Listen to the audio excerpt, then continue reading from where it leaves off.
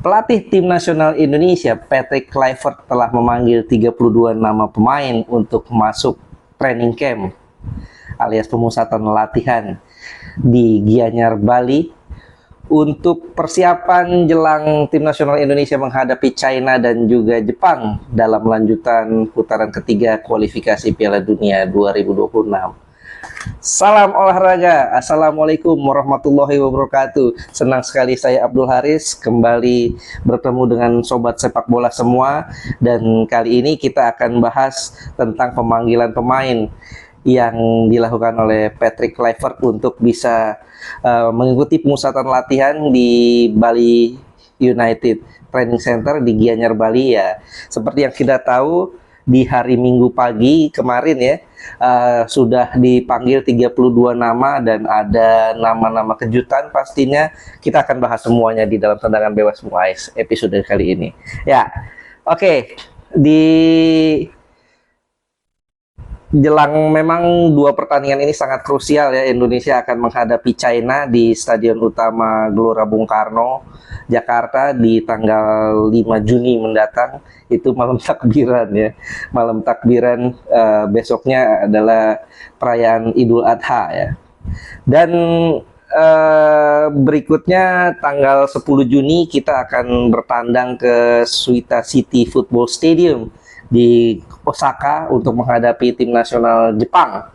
Dua pertandingan ini sangat-sangat penting ya, sangat krusial karena memang akan sangat menentukan langkah Indonesia untuk bisa lolos ke putaran final Piala Dunia. Apakah bisa lolos langsung atau melalui putaran keempat ya. Kalau lolos langsung memang agak berat ya tampaknya, karena saat ini kita ada di peringkat 4 dengan poin 9, selisih satu angka dari Arab Saudi yang ada di peringkat ketiga. Kemudian ada Australia juga di peringkat kedua ya, selisihnya 4 poin dari Indonesia, dan yang pasti Jepang sudah lolos di puncak klasmen dengan 20 poin. Sekarang siapa yang menemani langsung Jepang? Apakah kita bisa lolos langsung? Agak berat karena selisihnya 4 poin. Artinya Australia 2 kali harus kalah, sementara Indonesia 2 kali harus menang lawan China dan Jepang, dan itu pun Arab Saudi kan masih bisa bersaing juga. Nah, ini tentu hal yang sangat-sangat sulit ya buat Indonesia. Yang paling masuk akal adalah masuk ke putaran keempat. Di peringkat 5 ada Bahrain dan juga peringkat 6 ada China dengan sama-sama 6 poin. Nah, oke. PSSI nggak main-main ya untuk bisa persiapan di dua pertandingan ini lawan China dan Jepang. 32 nama dipanggil. Dan rencananya tim nasional Indonesia akan melakoni TC mulai tanggal 26 Mei 2025 di Bali United Training Center. Nah, dari daftar 32 nama pemain ini menarik ya, ada beberapa nama yang cukup mengejutkan ya. Di posisi kiper ada Hernando Ari, ada Martin Pas, ada Emil Audero dan Nadeo Argawinata. Yang menarik ada tambahan satu, Reja Arya, kiper PSM Makassar yang memang tampil cukup apik ya bersama PSM di Liga 1 musim ini. Kemudian di belakang ada J.I. Jess, Justin Hapner, Jordi Amat, Mes Hilgers, Rizky Ridho. Yang menarik di sini Elkan Bagot tidak dipanggil, padahal yang kita tahu Elkan Bagot sudah berlibur di Bali ya, sambil berlatih bersama dengan Asnawi Mangku Alam ya di Bali. Tapi ternyata tidak masuk dalam 32 nama yang dipanggil.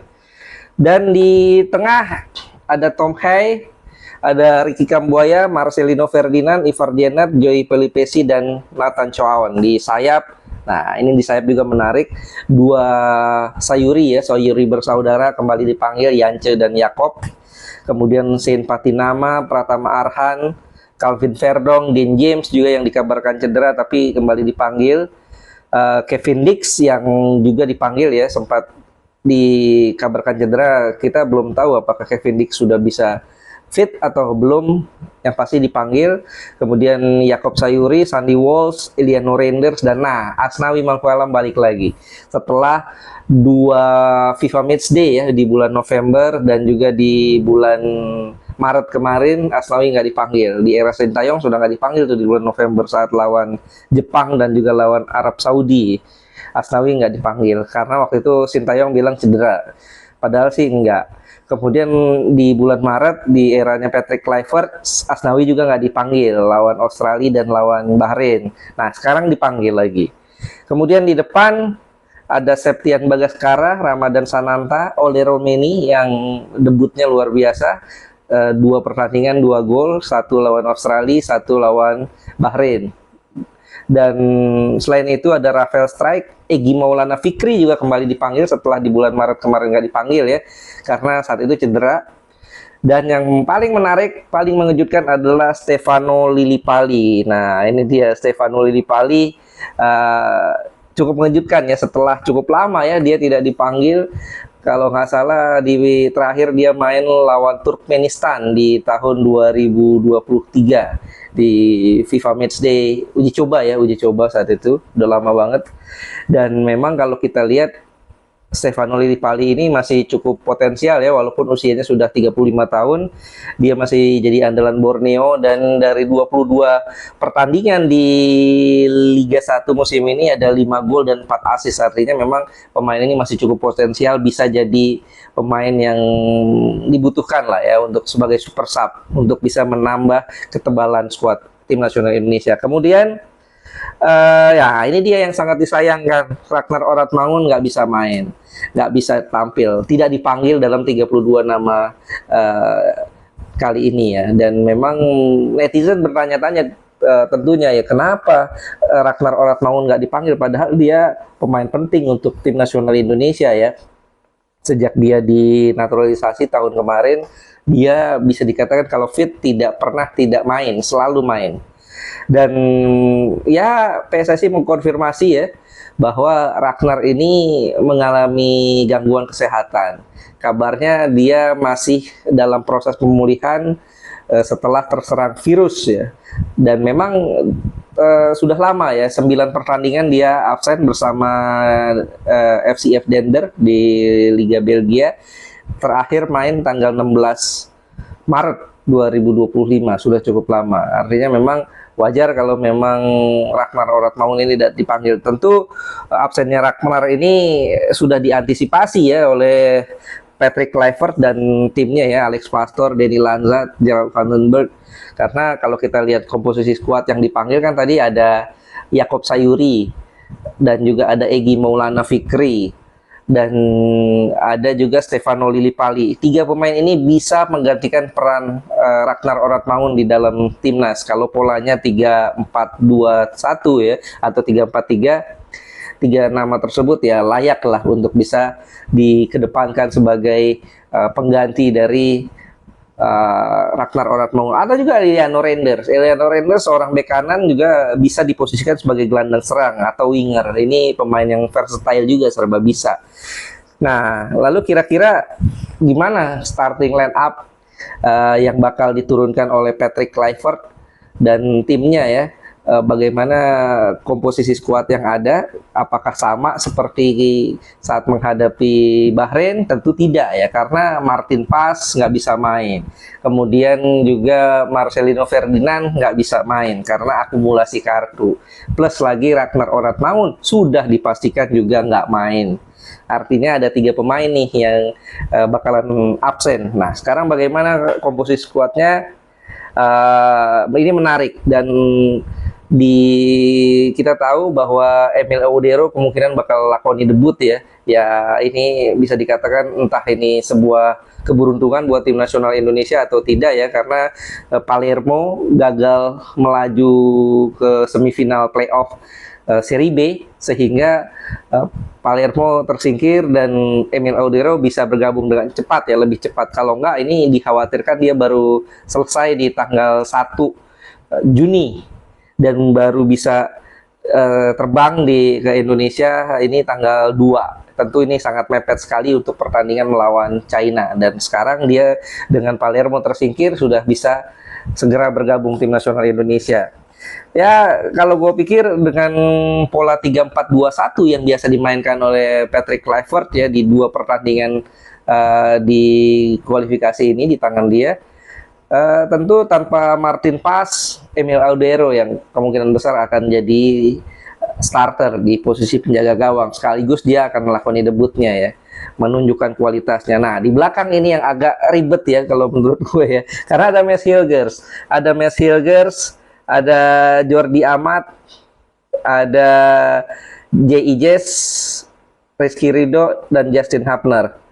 Nah, dari nama-nama itu tentu J.I. Jess ya nggak bisa dikesampingkan lah untuk jadi starter. Sekarang tinggal siapa dua nama yang mendampingi J.I. Jess. Kalau lawan Bahrain ya, kalau hitungannya kita mau klop, tentu Rizky Ridho dan juga Justin Hubner. Tapi kan masalahnya sekarang ada Max Hilgers. Kemarin lawan Bahrain, Max Hilgers cedera sehingga Rizky Ridho bisa tampil bersama Justin Hubner dan solid. Bahrain nggak bisa tembus. Nah, sekarang ada Max Hilgers ya. Gue pikir tanpa mengecilkan peran Rizky Ridho ataupun Justin Hubner, feeling gue salah satu dari mereka akan duduk di bangku cadangan ya. Ya kalau gue sih, kalau seandainya Max Hilgers bermain, tentu gue akan lebih cenderung milih Rizky Ridho, karena Rizky Ridho ini strong ya, tangguh dan juga cukup tenang untuk bisa menjaga pertahanan Indonesia. Ya kemungkinan kalau begitu Rizky Ridho, J.I. Jess yang akan di tengahnya dan Max Hilgers yang akan jadi satu tandem lainnya ya. Kemudian di tengah tentu Joy Pelupesi dan Tom Hai. Ini dua pemain sudah terbukti bisa kerjasama dengan cukup apik ya saat menghadapi Bahrain. Tom Hai bisa menghidupkan serangan, memberi umpan-umpan manis. Ini kan kalau kita lihat salah satu gol Indonesia ya, satu-satunya gol maksud gue ya, itu terjadi lewat umpan dari Tom Hai kepada Marcelino Ferdinand passing lagi terupas kepada Ole Romini dan jadi gol kemenangan lawan Bahrain. Nah, artinya di sini peran Tom Hai akan sangat dibutuhkan sebagai pemberi suplai bola ke depan. Dan begitupun Joy Pelupesi sebagai pemutus serangan. Ini dua pemain yang sangat-sangat penting buat kita ya. Dan di sisi sayap, nah ini bek kanan lah. Kita perlu tahu apakah Kevin Dix sudah bisa tampil atau enggak. Kalau Kevin Dix bisa tampil, tentu Kevin Dix yang paling layak untuk bisa main di posisi itu. Kalau nggak bisa tampil ya ada beberapa nama untuk bisa dimainkan di bek kanan. Ada Sandy Walsh, ada Eliano Reinders, ada Asnawi juga. Tapi kalau menurut gue, feeling gue Asnawi tidak jadi pilihan utama ya. Kemungkinan antara Sandy Walsh ataupun Eliano Reinders, atau bisa juga Yakob Sayuri, meskipun kalau menurut gue Yakob Sayuri kurang cocok kalau dimainkan sebagai bek kanan karena dia ini memang lebih kuat untuk melakukan serangan, speednya bagus untuk melakukan serangan, memberi kejutan ya, efek kejut kepada bek lawan. Kalau di posisi bek kanan dia secara defense-nya agak kurang. Jadi kalau menurut gue lebih ideal kalau seandainya Kevin Dix tidak ada ya tentu Sandy Walsh ataupun Eliano Reinders yang dimainkan di situ. Kemudian di sisi kiri ya nggak bisa dibantah, Calvin Verdong itu nggak bisa, no debat lah, dia pemain terbaik lah di posisi itu. Kemudian di depan 3 Trisula, di posisi belakang striker ini Marcelino absen, Ragnar Oratmangun absen, artinya harus ada pemain lain. Kalau gue nunjuk Ricky Kambuaya yang akan gantikan posisi Marcelino Ferdinand. Kita lihat saat menghadapi Bahrain hanya main 15 menit, tapi Ricky Kambuaya mampu menunjukkan kualitasnya, mampu menunjukkan kelasnya. Dan gue berharap dia juga dapat kesempatan tampil sebagai starter lawan Cina dan bisa menunjukkan kualitasnya menggantikan peran Marcelino Ferdinand. Kemudian satu lagi siapa yang gantiin posisi Ragnar Oratmangun? Ya banyak nama. Ada Rafael Strijk, Yakob Sayuri, Egy Maulana Fikri, Stefano Lillipali. Tapi kalau gue cenderung pilih Yakob Sayuri. Dia punya kecepatan dan dia memainkan posisi itu dengan sangat baik bersama Malut United. Bahkan kalau kita lihat sangat-sangat mengerikan lah pergerakan dia itu bersama Malut United di posisi itu, di posisi attacking midfielder. Dan gue pikir kalau seandainya Patrick Kluivert jeli, dia akan kembali memainkan posisi itu untuk Yakob Sayuri ya sebagai attacking midfielder di belakang striker, dan strikernya ya no debat oleh Romeni, 2 gol diciptakan pemain FC Utrecht ini bersama tim nasional Indonesia, satu lawan Australia, satu lawan Bahrain. Nah, kayak gitu. Itu dia bahasan kita tentang pemanggilan pemain tim nasional Indonesia yang dilakukan Patrick Kluivert dan timnya ya, Alex Pastoor, Denny Lanzat, Gerard van den Berg untuk lawan China dan juga lawan Jepang. Gimana menurut kalian? Ya silahkan komen di kolom komentar, dan juga jangan lupa klik like, share, subscribe, dan juga kasih saran ke gue. Kita ngobrol ya tentang sepak bola Indonesia. Lo boleh kasih sanggahan, lo boleh kritik, lo boleh kasih usulan tema-tema apa yang menarik untuk kita bahas di depannya. Dan apapun lah, yang penting kita jadikan podcast ini sebagai tempat diskusi kita, ngobrolin bola dengan bebas, dengan leluasa. Oke, segitu aja dari gue. Terima kasih atas atensi teman-teman semua. Gue berharap kita semua sehat-sehat, dan jangan lupa terus dukung dan terus semangat untuk tim nasional Indonesia. Kita doakan tim nasional Indonesia bisa lolos ke Piala Dunia 2026 di Amerika, Meksiko, dan Kanada. Abdul Haris pamit. Salam olahraga. Assalamualaikum warahmatullahi wabarakatuh.